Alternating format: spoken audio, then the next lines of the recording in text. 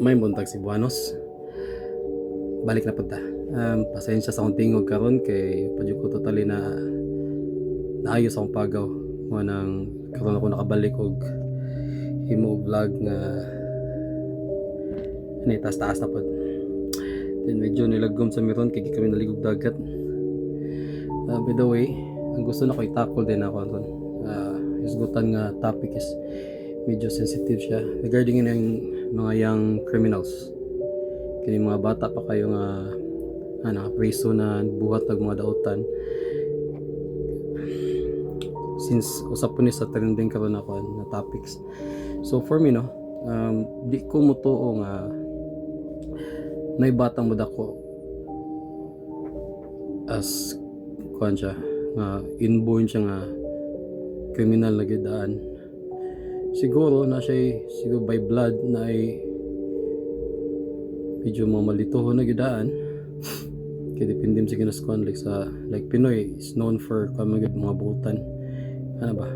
Pero sa kuha lang akong pagtuo is kung naalang siguro sa sakto nga muda ko siya sa sakto nga household like mga nasa pamilya like nasa parents na mga strict nagmonitor gid silang kids na always na time always para sa ilaha nga mo guide ano ba. I don't think muda ko or mapariwara ang kuan ang bata. Because for me no, as growing kuan sa household nga dili mi dato, then ako pong ginikanan is dili siya mga himunal. Siguro naka-remember lang ako na bunalan ko kausa sa akong papa nga grabe gid kato nakasako sa ko ang kuan adti katura. Then pag wala na more on ko na lang gid pag may yaw-yaw lang.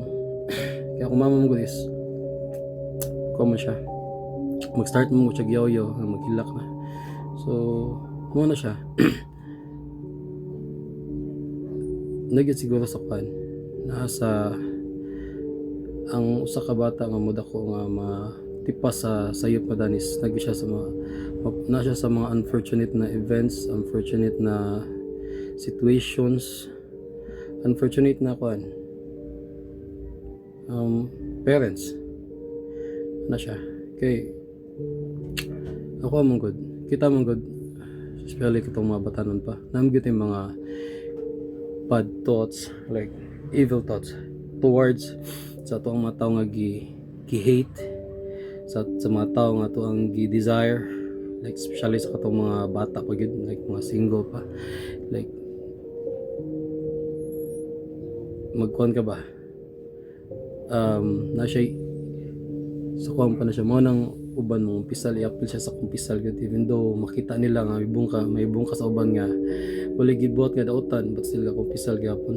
Okay, for me ako bisan na sa una makasaan naman gyud siguro ka pero like ako grabe ko magunahuna especially sa tangong ikalagutan kung sa kuan pa sa Bisaya pa gipatay na nimo siya sa una lang like pinaka worst nga mong unaan una isud sa una pero wala na ko siya bata naka-sealed siya and never pud nga siguro mabuhat na ko siya siguro kuan siya ang atong evil thoughts kay more siya nasud sa prisuhan bitaw nasa siya sa atong mind ug sa atong singkasing pero naka-priso siya.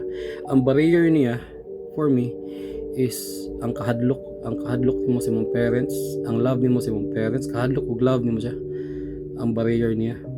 Ang kahadlok nga mapreso, ang kahadlok nga mawa ka sa freedom to do things like makalaag ka kay kung mapreso ka narabi ka ngadto kung nila may mga pagkaon mo di nakakakuan di nakakabuot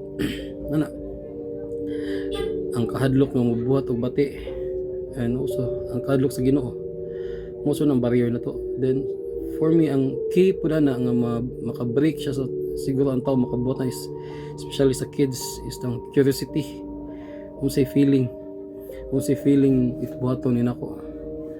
Also unfortunate events like ang passion nimo is one of the barriers like passion nimo sa pag-eskwela. So ginagi ka mo eskwela but sa eskwelahan kay gibully ka sumawa to siya So usan siya nawaan sa barrier, tiwasan pa nga walay parents nga maka-guide nimo, so another barrier tangtang na pud. Ano ba, unfortunate events, mga at napunta po ka sa mga tao nga mga mudog-daog, yung mga naghatag ng fuel nga mubuhat kag dautan. Kay nagyo sa tungnaw na biya. Kalami ni mo sa bago na pwede naman siya kanon. Ano alam ba? But to the point nga mapuno na ka ba? Tanang barriers